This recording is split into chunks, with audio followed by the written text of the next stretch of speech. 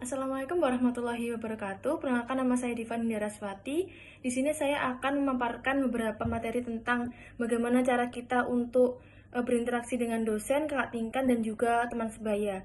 Etika dalam berinteraksi dengan dosen, kakak tingkat, dan teman sebaya ini merupakan hal yang sangat penting untuk menjaga hubungan yang baik dan saling menghormati di lingkungan akademis. Berikut ini merupakan beberapa pedoman etika untuk kepada dosen. Yang pertama, kita harus berbicara dengan sopan santun, berbicara dengan hormat, menggunakan bahasa yang formal, dan menghindari nada kasar atau nada yang tinggi. Misalnya menyapa dengan lemah lembut seperti bapak atau ibu, diikuti dengan nama. Kemudian ada waktu yang kita harus menyesuaikan. Jadi ketika hendak bertanya atau meminta bantuan, pastikan waktunya itu dengan tepat, seperti di jam kerja atau setelah jam perkuliahan. Kemudian hindari menghubungi dosen di luar jam wajar, kecuali dalam keadaan yang urgent atau darurat. Ketiga, ada ketepatan waktu. Hadir tepat waktu dalam perkuliahan itu merupakan hal yang sangat penting untuk menghargai waktu dari Bapak Ibu dosen kita, dan janji dengan dosen menunjukkan penghargaan terhadap waktu mereka.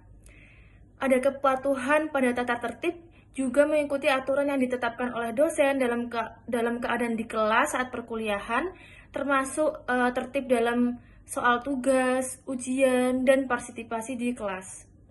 Kemudian, menghormati dan menghargai pendapat dari dosen. Berbeda pendapat dengan dosen boleh saja kita, tetapi lakukan dengan cara yang baik, dengan berargumen yang sopan, dan dengan sikap yang sopan juga. Berikutnya ada etika kepada kakak tingkat. Nah, bagaimana cara kita beretika kepada kakak tingkat? Yakni kita bisa menghargai dengan sopan dan menghormati dengan baik, seperti menyapa kakak tingkat dengan ramah dan hormat, serta hindari nada bicara yang tinggi maupun kasar. Begitu.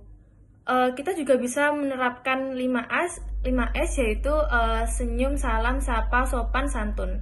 Begitu. Kemudian yang kedua ada menghargai pengalaman dari mereka. Seperti kakak tingkat umumnya memiliki pengalaman jauh lebih banyak daripada kita dalam hal akademis maupun organisasi. Jadi kita sepatutnya mendengarkan dan menghargai masukan atau saran yang telah mereka berikan dalam hal ini, supaya untuk cara kita ini untuk menghormati serta menghargai dari saran-saran mereka ini untuk kita yang lebih baik lagi ke depannya, begitu. Yang kedua ada menghargai pengalaman dalam hal tanggap dalam komunikasi. Jika meminta bantuan atau bertanya mengenai sesuatu, pastikan untuk bertanya dengan sopan dan tidak memaksa mereka merespon dengan cepat. Jadi kita harus menghargai setiap waktu mereka untuk menanggapi kita dalam berkomunikasi. Yang terakhir ada bersikap rendah hati, jangan merasa lebih tahu atau berusaha bersaing dalam hal negatif, tapi sepatutnya kita berhubungan yang baik dengan sikap terbuka dan sopan santun.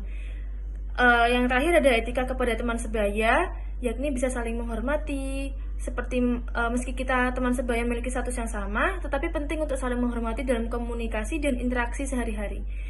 Yang kedua ada toleransi dan empati, berempati terhadap sesuatu masalah teman, dan cobalah untuk bersikap toleran terhadap pendapat-pendapat yang diutarakan oleh teman kita.